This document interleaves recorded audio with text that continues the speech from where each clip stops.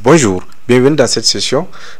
Après avoir téléchargé dans la session précédente Pinet Lab et nous avons installé bien sûr les outils clients, c'est les deux étapes. Donc nous allons passer à l'import sur VMware Pinet Lab. Donc vous avez le choix sur l'importation. Soit vous allez directement sur VMware, vous cliquez Open. Voilà, vous parcourez depuis le dossier de téléchargement Pinet Lab, vous sélectionnez, ouvrez, ou encore, vous pouvez aussi bien sûr, depuis le dossier de téléchargement, vous pouvez faire un clic droit, ouvrir avec VMware. Donc, moi je vais passer par VMware, donc Open, voilà, Open, le dossier de téléchargement, oui, voilà, je sélectionne, ok, ouvrir, et là, il va bien sûr nous donner l'importation. Donc je mets Pinet, je donne un nom, Pinet Lab, bon, je mets test, étant donné que j'ai déjà un autre Pinet Lab, je mets Pinet Lab test pour moi, voilà, Pinet Lab, et là on voit le chemin bien sûr où c'est toujours le même chemin où il va bien sûr transférer, extraire et transférer le fichier de la machine virtuelle pour bien sûr l'héberger. Là vous cliquez sur import, on va attendre la fin de l'import, ok, voilà, ça reste juste un peu, tac tac, voilà, c'est parti, là il a, voilà, là si vous constatez, après l'import il vient avec les configurations de base depuis Pinet Lab, donc je pense qu'on peut l'avoir. Voilà, je rentre sur la page de téléchargement, vous voyez, avec 8 Go de RAM de base minimum.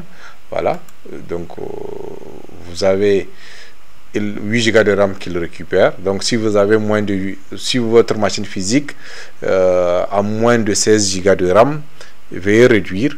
Et il faut savoir que vous ne pouvez pas allouer au-delà de 50% de votre mémoire, la taille de votre mémoire physique. Donc si vous avez 8 Go de RAM sur votre machine physique, vous ne pouvez pas allouer au-delà de 4 Go, ce qui n'est pas qui va bien sûr impacter. Vous pouvez bien sûr allouer, c'est du forçage, mais vous aurez un impact vraiment assez significatif sur la partie performance de votre machine physique, voire même vous risquerez de cramer votre machine si vous avez beaucoup des onglets qui sont déjà ouverts. Donc si vous avez 16 Go de RAM et que vous n'avez pas des machines qui sont installées, qui sont allumées, qui ont des instances, vous pouvez bien sûr utiliser les 8 Go et 8 Go laissés sur la machine physique pour gérer ces ressources. Donc là, moi j'ai assez de ressources, donc je laisse par défaut 8 Go. Le processeur, j'en ai assez, je laisse.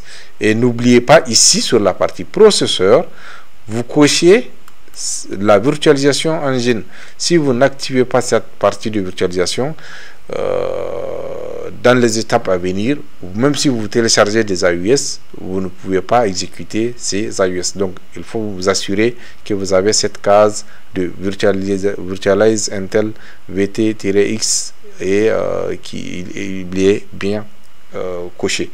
Après, sur la partie la taille du disque, donc vous avez la possibilité d'augmenter. Donc si vous prévoyez d'importer des AUS, d'autres AUS des autres fournisseurs, de plusieurs fournisseurs, n'hésitez pas à augmenter et à extendre la taille du disque.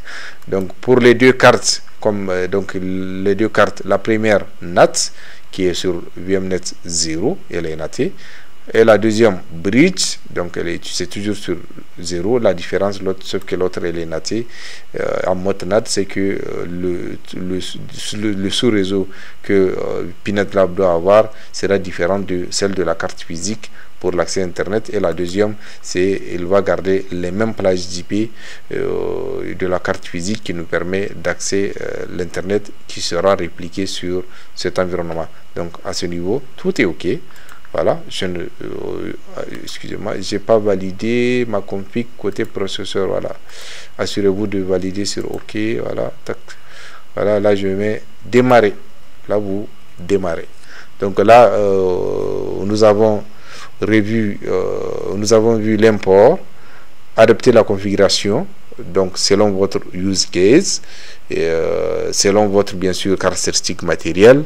Et dans la session suivante, nous allons bien sûr vérifier l'accessibilité depuis notre navigateur et aussi l'accessibilité depuis PuTTY en console. Là, il vient de démarrer.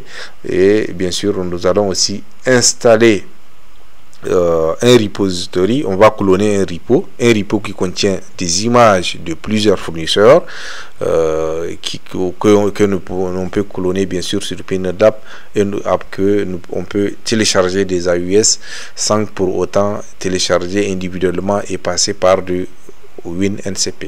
Et dans la prochaine session, c'est bien sûr ce sont ces points que nous allons voir ensemble. Merci.